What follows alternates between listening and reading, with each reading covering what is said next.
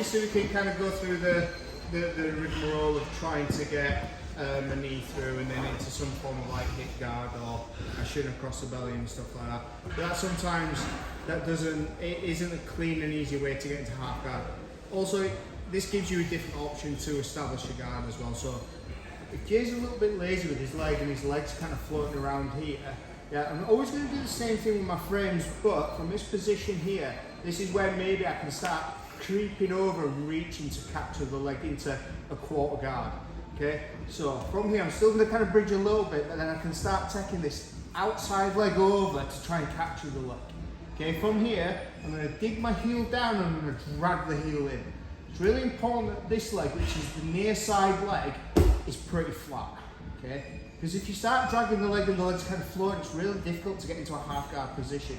Because usually I need to kind of use the knee to kind of slide through and then finalize that kind of half guard by dragging into this position. And this is where I usually see people struggling.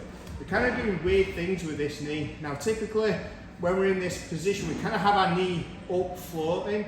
This never ever stops anyone mounting you, but like it helps you kind of potentially, if you start posturing up, to get your knee on the inside.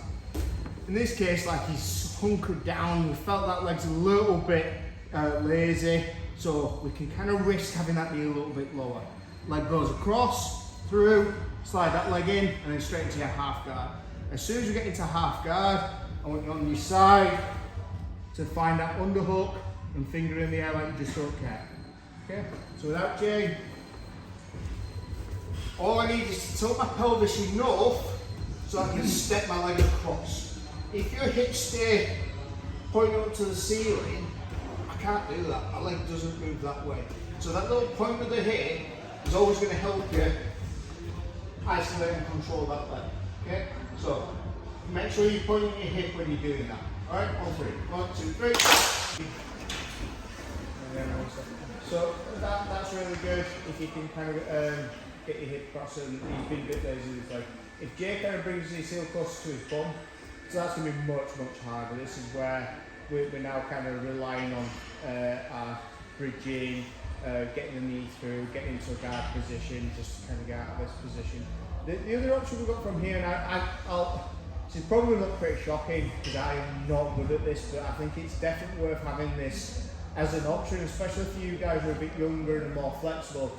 I think sometimes it gets referred to as a jailbreak. So this near side knee I'm going to drop. For me, what's really important is I get a really good angle. Like I was saying about my hip, if my hip's facing the ceiling now, there's no way I'm ever getting my foot in between his leg. Okay, so this foot in between his leg is the goal.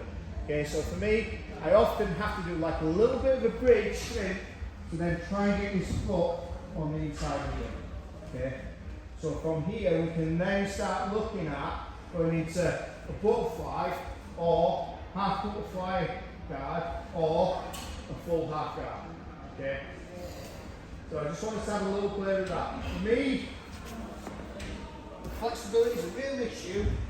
You make up by having a really good angle.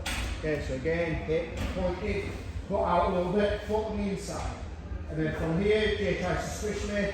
This is where I can then start looking to start establishing and getting my half guard position.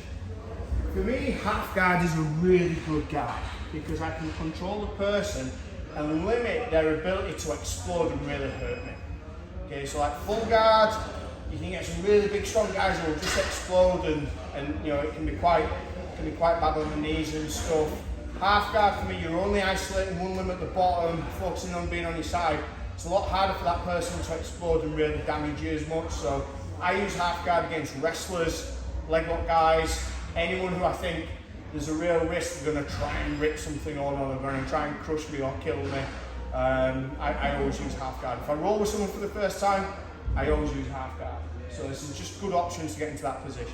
Same thing, try the jailbreak and then sweep, either using the roll or the old school sweep and then submit as well then. Okay, on three. 1, 2, 3.